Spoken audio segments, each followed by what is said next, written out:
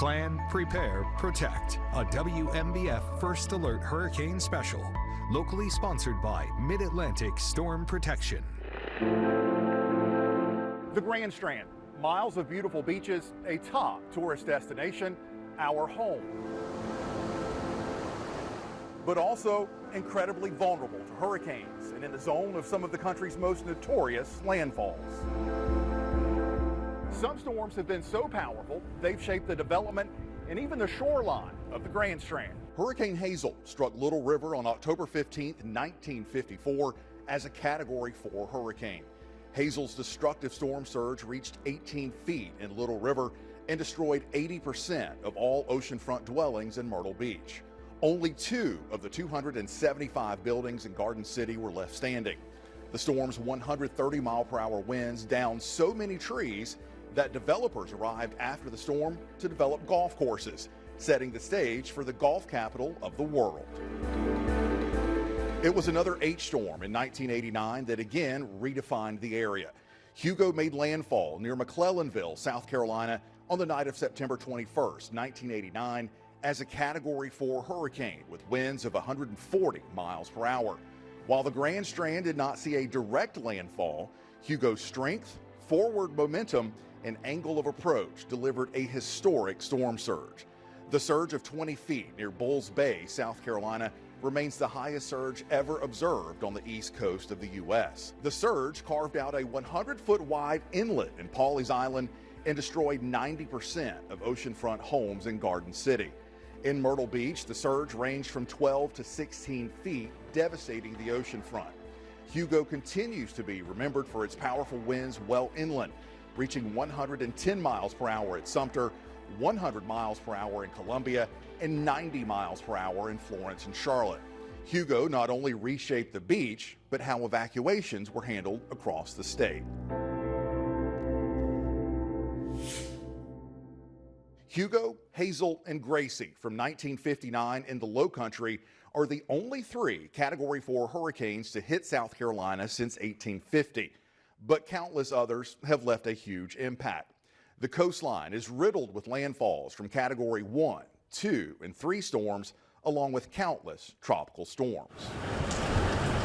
13 storms and hurricanes have made direct landfall in just the last 25 years alone. Matthew in 2016 brought the second highest surge on record to Myrtle Beach with hurricane-force wind gusts. Ian in 2022 destroyed piers up and down the coast. Isaias flooded much of the North Strand in 2020. Numerous storms never make a direct landfall in the area, but still bring significant impacts as they pass just offshore. Dorian in 2019 brought winds to 65 miles per hour and numerous tornadoes. Here's the bottom line.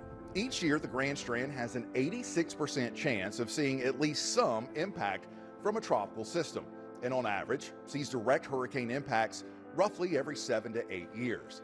And here's the scary statistic that should lead you to prepare this year and every year. Based on the long-term statistics, Horry County should see a direct landfall of a Category 3 or 4 hurricane every 30 years. The last time, 1954 with Hurricane Hazel, 71 years ago, meaning we are long overdue for a major landfall.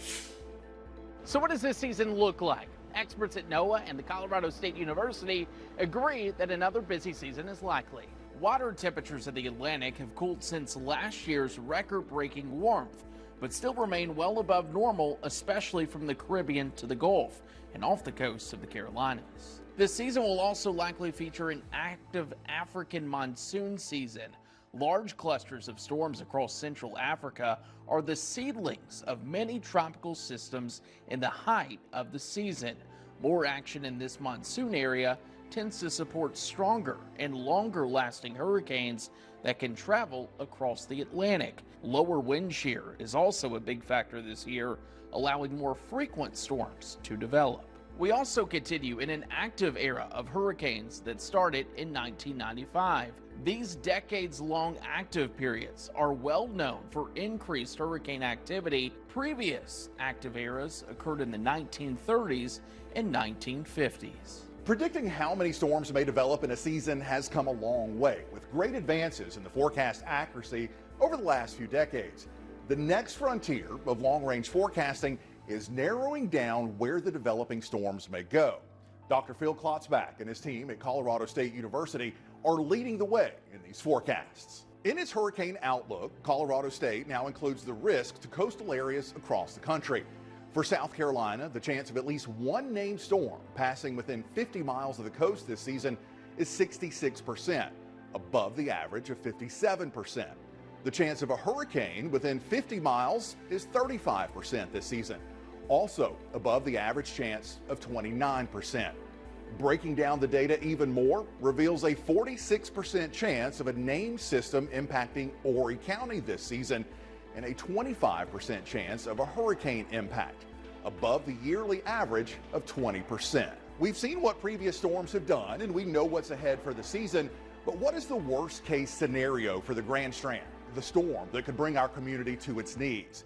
Coming up, we break down the track, strength, and impacts of the perfect storm.